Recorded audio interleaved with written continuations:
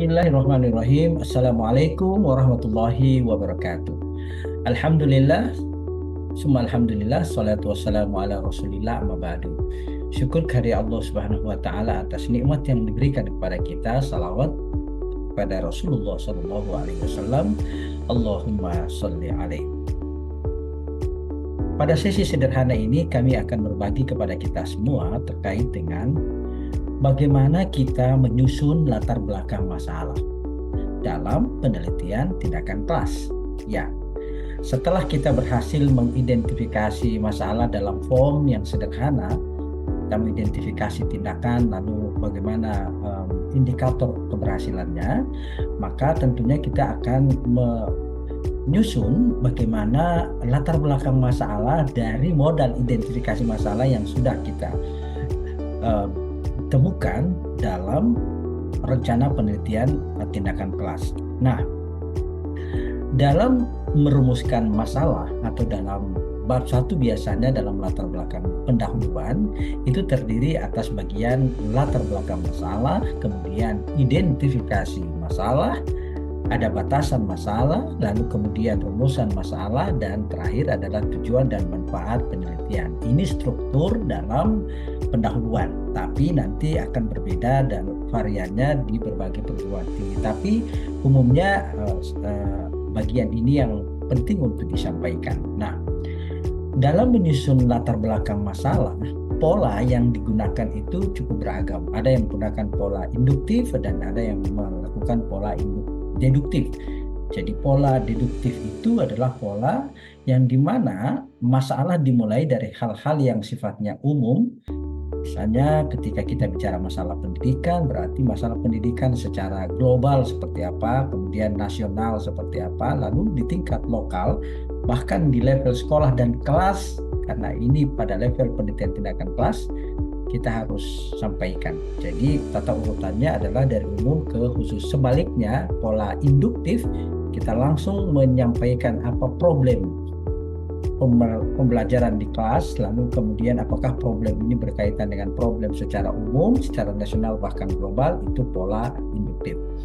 Nah, tentunya di latar belakang masalah kita akan bercerita tentang, pada bagian yang awal itu kita akan berceritakan tentang konsep ideal. Jadi biasanya ini diawali dengan konsep ideal sebuah pendidikan, sebuah pembelajaran, tapi nanti sesuai dengan konteks. Nah, dalam konteks ini kita misalnya mengambil judul tentang implementasi strategi pembelajaran PQ4R, 4R, Preview, Question, Reset, Review dalam meningkatkan si belajar peserta didik pada mata pelajaran akidah akhlak di Boto, Kabupaten Gorontalo, Provinsi Gorontalo.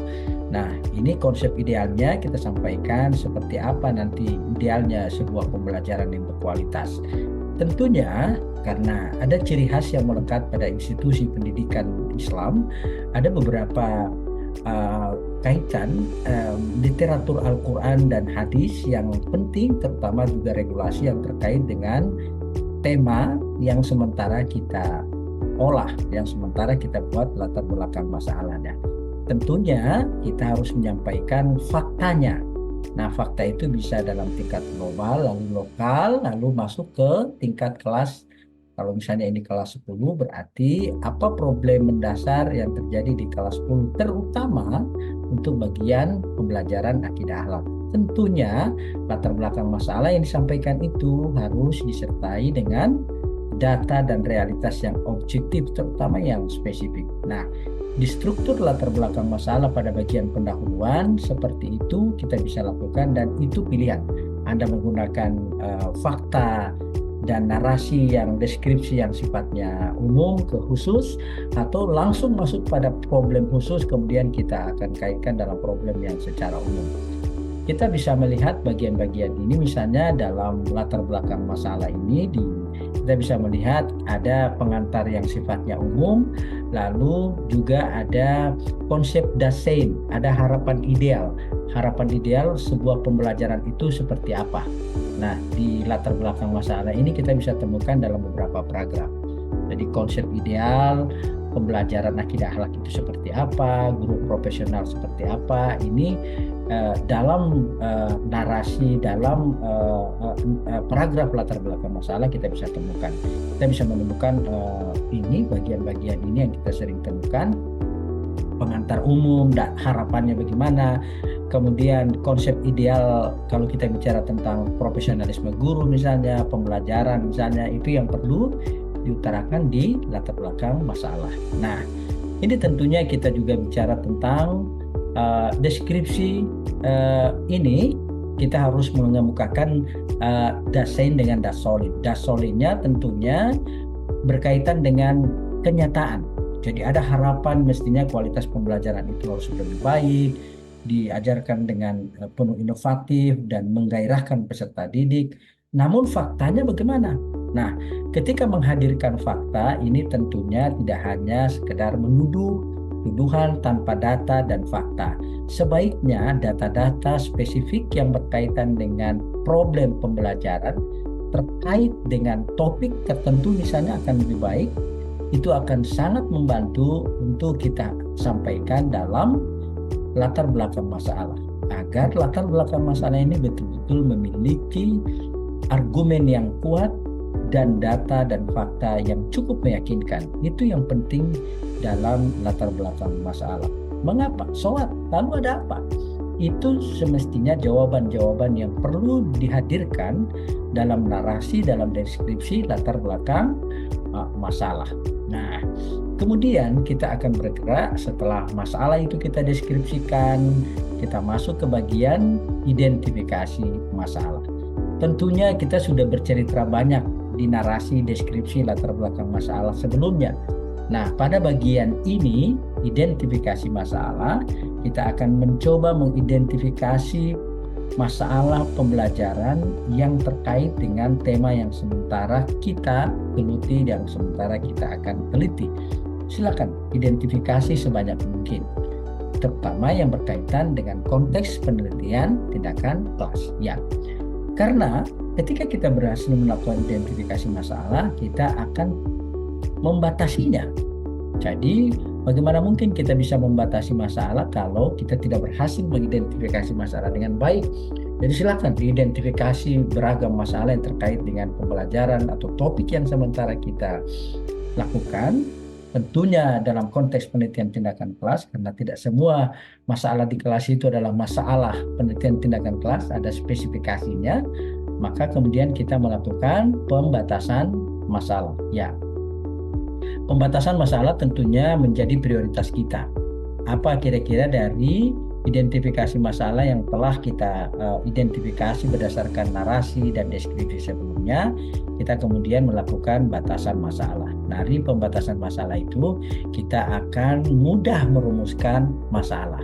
Nah, rumusan masalah biasanya dirumuskan dalam bentuk pernyataan dan pernyataan yang negatif, atau pernyataan dalam bentuk kalimat tanya. Apakah misalnya kalau dalam konteks ini, apakah penerapan strategi pembelajaran PQ4R itu dapat meningkatkan hasil belajar akidah akhlak kelas 10 semester genap tahun ajaran 2021-2022. Bisa juga dalam hasil belajar ini kita cantumkan pada topik apanya.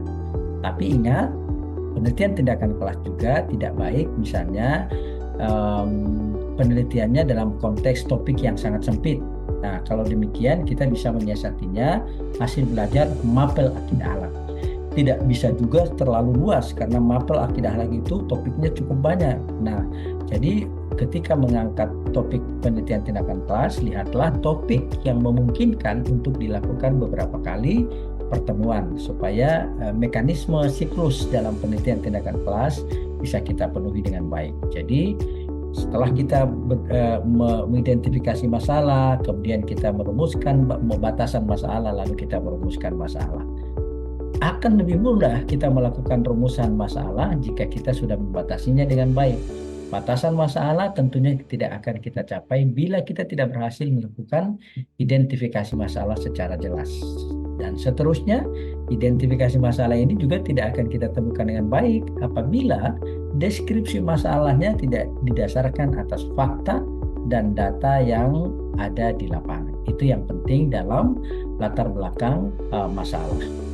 Nah, selanjutnya dalam bagian yang lain perlu kita ingat bahwa sedikit banyaknya identifikasi masalah itu akan tergantung pada ketersediaan informasi data dan fakta lapangan yang kita peroleh. Jadi olehnya, saudara-saudara sekalian, pengetahuan kita dan penguasaan terhadap objek penelitian itu mutlak diperlukan. Jadi kalau Anda tidak memiliki informasi yang cukup utuh, yang cukup memadai terhadap objek yang Anda teliti, sebaiknya Anda perlu untuk mempertimbangkannya.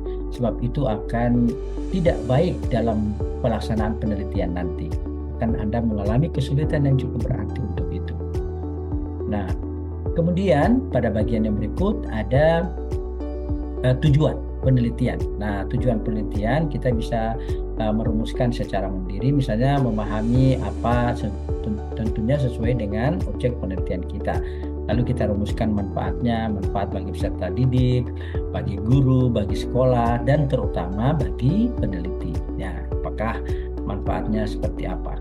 Kita akan melihat beberapa bagian contoh dari penelitian tindakan kelas ini, dan mudah-mudahan penelitian tindakan kelas yang berusaha kita hadirkan dalam contoh bagaimana menyusun latar belakang masalah ini akan bermanfaat untuk kita lihat lebih jauh lagi. Nah, tadi contohnya sebenarnya sudah kita sampaikan di awal. Ini kalau kita lihat di latar belakang masalah dari judul ini judulnya. Nah, kita bergerak ke masalahnya, latar belakang masalah. Kita melihat latar belakang masalah ini diawali dengan ini informasi umum tentang apa pentingnya pendidikan, lalu bagaimana ini ada kutipan ayat suci Al-Quran yang lebih meneguhkan kepada kita pentingnya pendidikan Islam dalam konteks penelitian tindakan kelas. Nah, ini juga sebagai ciri khas penelitian kita di perguruan tinggi keagamaan. Kemudian berikut ini ada informasi tentang data lapangan yang diperoleh oleh pengusul, bagaimana data lapangan ini dia peroleh, kemudian bagaimana faktanya, kemudian bagaimana hasil observasinya, dan deskripsi permasalahan ini diajukan di latar belakang masalah. Kemudian ini ada alternatif setelah ada masalah yang ditemukan sesuai dengan observasi, ada tawaran sebuah solusi tindakan. Nah, tindakan yang ditawarkan dalam latar belakang masalah ini adalah strategi pembelajaran PQ4R. Nah, bagaimana PQ4R itu akan kemudian menjadi rumusan masalahnya. Kemudian pada tahap berikut ada identifikasi masalah. Nah, identifikasi masalah ini diperoleh dari hasil identifikasi dari narasi dan deskripsi di latar belakang masalah. Kita identifikasi sebanyak-banyaknya. Tentunya identifikasi masalahnya sesuai dengan objek penelitian kita. Lalu kita batasi, setelah kita batasi, kita buat rumusan masalahnya, lalu kita tinggal menentukan tujuan penelitiannya apa, kemudian manfaat penelitian. Nah, hanya pada bagian itu sebenarnya latar belakang masalah pada bagian pendahuluan kita bisa lakukan. Semoga ini ada manfaatnya pada kita semua, dan insya Allah kita bisa bertemu lagi pada bagian yang kedua, yakni bagaimana menyusun kajian teori dan penyusunan hipotesis tindakan. Demikian, terima kasih. Mohon maaf atas segala kekeliruan dan kealpaannya. Wabillahi taufiq wal hidayah. Assalamualaikum warahmatullahi wabarakatuh.